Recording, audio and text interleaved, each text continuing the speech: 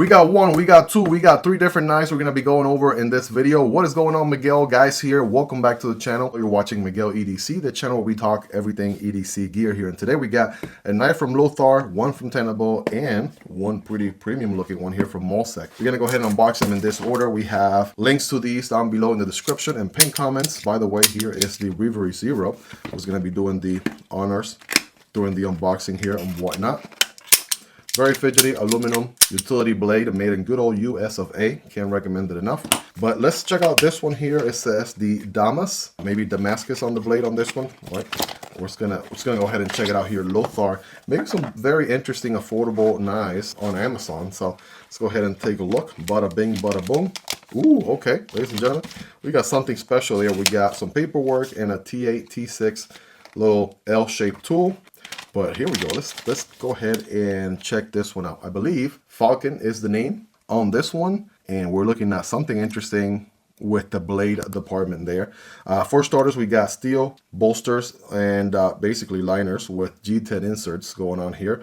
Deep pocket carry clip, which is not necessarily my favorite, but it works. At least it is tip-up carry, not reversible, about that much deep in the pocket.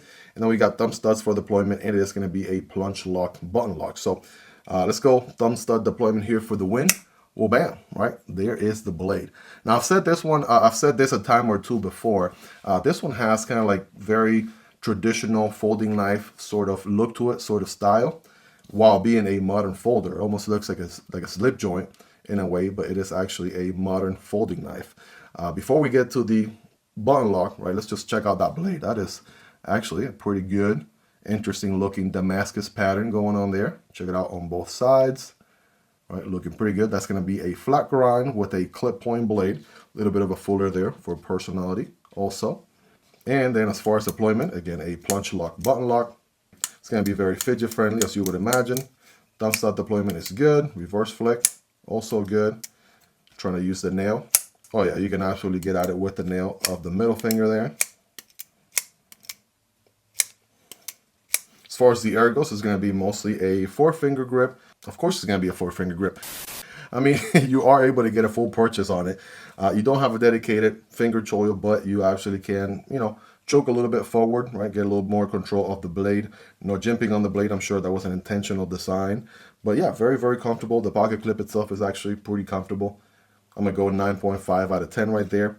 And you have basically a cylinder under spring tension here as your locking mechanism. Nowadays, we have the button-operated liner lock, which is the more desirable button locking system.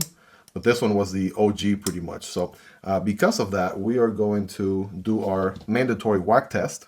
Here we go. I got my subscribe stick of truth. And we don't have a D10 with a plunge lock, button lock. Obviously, the plunge lock itself is creating, right, the sort of D10 experience. And of course, you know, with the button-operated liner lock, it is a stronger locking system. Plunge lock button locks can fail at times if the companies don't implement them properly. But without further ado, finger safe, couple whacks here on this 2x4. All right, pretty solid. Go ahead and disengage. No button stick that I can feel. Couple more. So that's pretty solid there. Safe to say it passes the whack test with no issues. Pretty solid. And again, what I'm not going to do is take like 20 steps back and then jump in the air and slam dunk for a whack test. Because, I mean, come on, that's unrealistic. You're probably not going to be using your EDC knife to like hang off a cliff or something. So you are going to be okay. As far as, you know, for what it's worth, whack test wise, you are good to go with this plunge lock button lock. So overall, a pretty classy design, right? Can't go wrong with it. If you pick it up, this one's going to be very affordable. Nice little refresh on the blade there. But let's go ahead and keep moving forward. Next, we got a Tenable knife. Let's go ahead and see what this one's all about. Bada bing, bada boom. And the model name on this one is going to be the Link. It is a triple stripes knife design, rose gold 14C 28N steel with red G10. So let's go ahead and take a look. All right, we got wiping cloth, we got paperwork, and ooh, okay, that one's looking pretty nice, ladies and gentlemen. Whoa, we're in for a treat. All right, let's see here. Oh yeah, this is a sweet knife right here, ladies and gentlemen. Absolutely. I want to say I remember when this one came out on the Kansept lineup, and in case you don't know, Tenable Knives is the Kansept budget brand or branch. And now that this is in the budget branch, even more affordable than ever, I mean, this is looking good. Now, we got exposed liners. We have grippy G10 going on here. Little pivot collar for accent, matching the thumb studs. We have that rose gold, copper, sand dune, right, looking blade we're going to be checking out in a second. Sandwich construction with 2 standoffs. Pocket clip is the full-size pocket clip, arguably. Maybe a little too long if you ask me, but that's arguable. It is not reversible for some reason. I'm not sure why. But we have this rooster-looking front flipper here in thumb studs and an opening hole. So we got quite a bit here as far as fidget factor goes. I'm going to go front flipper for the win, and the answer is yes. Right? How good do you want it? Yes, I want it. That good. Front flipper is nice. Needless to say, this is a great way to implement a front flipper, without a doubt. We got thumb stud deployment, right? That's solid. Reverse flick off the hole. Oh, absolutely. Sign me up. And as far as geometry, I mean, we are looking at a gorgeous, good looking, what are we calling this? Tanto harpoon. Right? I'm going to go with that. Dual ground. The answer is yes. We got a hollow ground in this section and a flat portion right here towards the front. Should probably give it a nice little wipe here. Get them oils off. But yeah, dual ground, harpoon, tanto. Right? I'm here for it. Absolutely sign me up. I am here for it. No doubt. That is one good looking geometry, ladies and gentlemen. I'm absolutely digging it. It's a little bit of a Warncliffe too, right? Because the tip is actually maybe aligned with the pivot, maybe a little bit lower. So you still can get the functionality of a sheep's foot Warncliffe blade. Still have this other peak right there from a Tanto. So very, very interesting to say the least. And I'm doing the slow showcase here because, again, a lot of you guys yell at me because I don't set the knife down and I move it around too much. We have milling on the inside for weight reduction. So it doesn't feel like a heavy knife at all. And as far as the ergos go, right, full 4-finger grip there. That's good. Check. And then forward choke position. That's where it's at. Thumb behind the harpoon, locked in, ready to go. Right, whatever EDC task comes your way, you are good to go. Little grip like this. That also feels pretty good. Lock and loaded. If you need to do some tip work or any drug cuts, utility cuts, you can still do them without having to bend your wrist all that much. So that's also a plus there.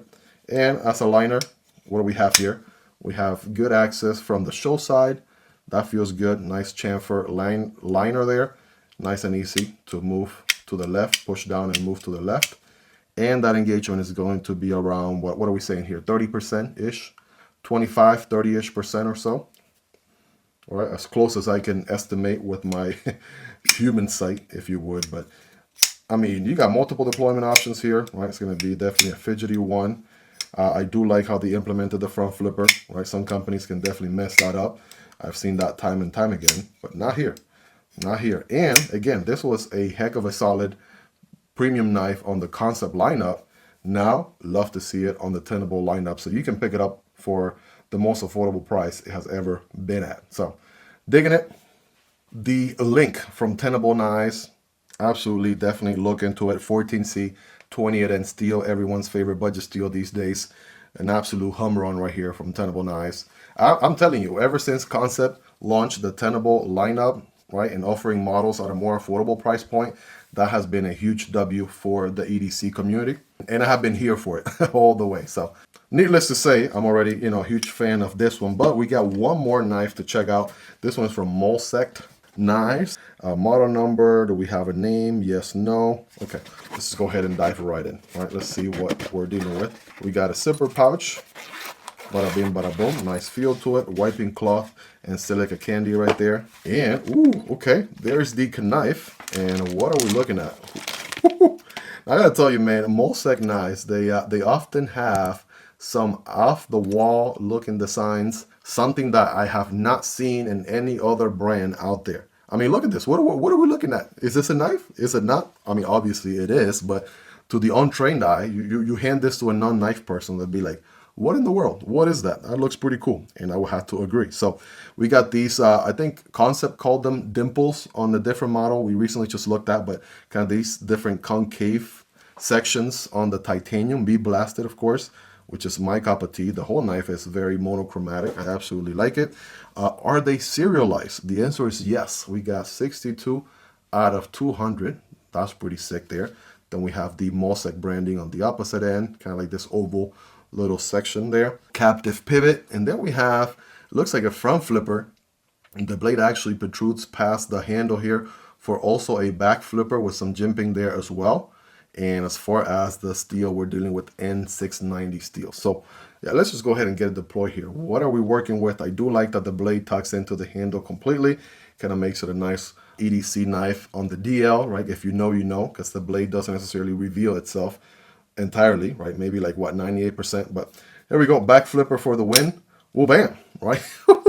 And holy smokes, guys, I was not expecting that type of geometry, but am I glad that is the geometry that popped out of that handle. Very pokey tip, right? If you know what I mean, like your favorite YouTuber says here on the platform. We have a very tall flat grind.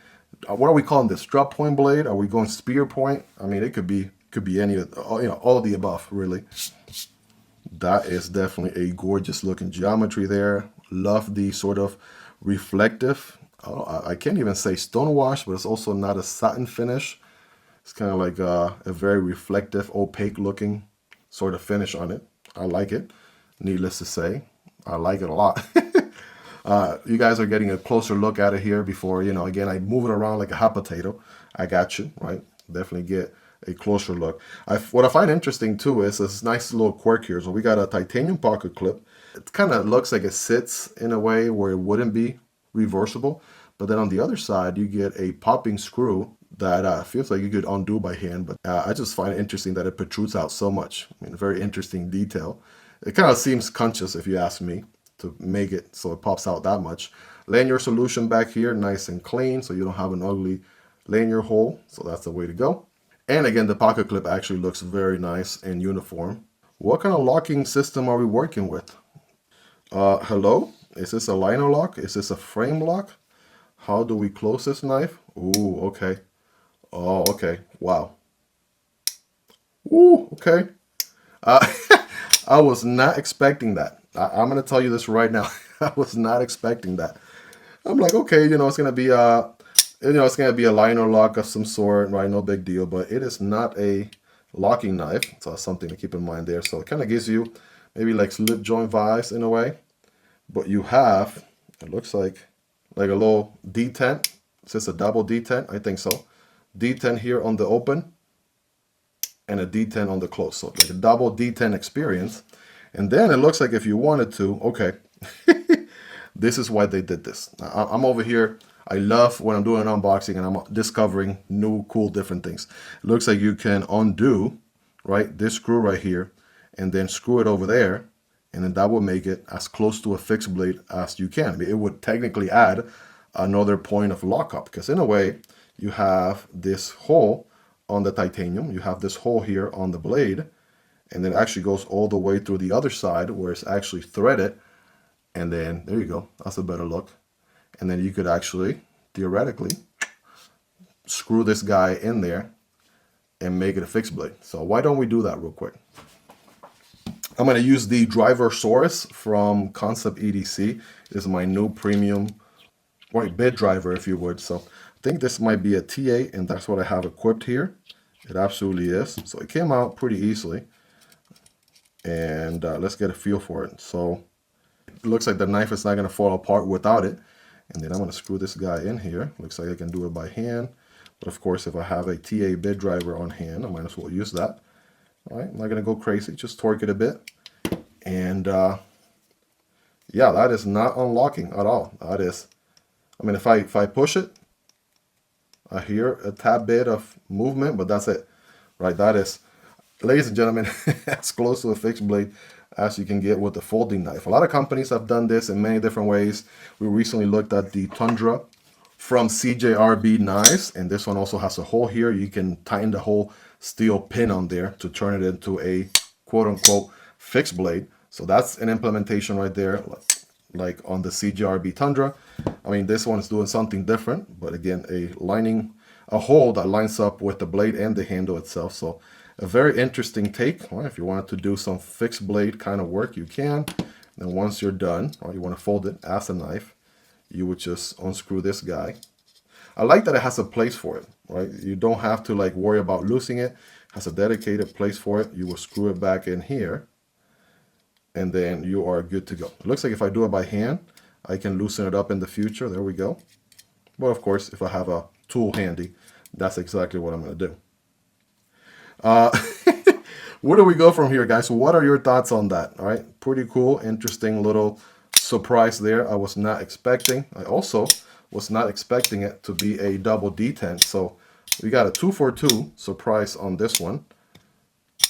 We did the back flipper, but ooh, hold on a second. Trying to do the front flipper. Okay, looks like the front flipper, because it is a non-locking knife, it might bounce back. All right, there we go. Okay, you might want to go a little bit smooth or slow on the front flipper. That's where it's at. So if you go snappy, like if you really go snappy, like a locking knife, like say this guy we just looked at, you snap, you know there's a liner, for example, that's going to hold it in place. That's not the way to go with this guy, because there's a double detent. You might want to go just a little bit slower. There we go, just like that. My go-to is always going to be that back flipper. That just feels a little bit more natural, more comfortable to do. But anyways, talk about a pleasant surprise here from Molsect. I do like the monochromatic look to it. And again, it is a limited run, it looks like, with the serial number and everything. Bead blasted titanium N690 steel with a pretty pokey blade. Tall flat grind. Sign me up, right?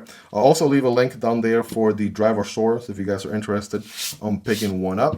In case you're wondering, what is that big old knife you just showed, Miguel? That again is a CJRB Tundra. So I'll also leave a link for that one down below as well. We looked at the new Link from Tenable Knives. Again, I'm glad that this one made it to the Tenable lineup. I absolutely love the premium counterpart. And we looked at a budget banger here from Lothar Falcon. Now gets a Damascus blade, guys. So let me know your thoughts on this one. Which one stood out to you the most? Which one do you like the most out of all these? I'll have them all linked down below in the description and pinned comments so you guys can check them out. Prices, availability, and variants. It does help out the channel when you use those links. That's entirely up to you and at zero extra cost. Shout out to these brands for sending these in for me to check out and share with you guys.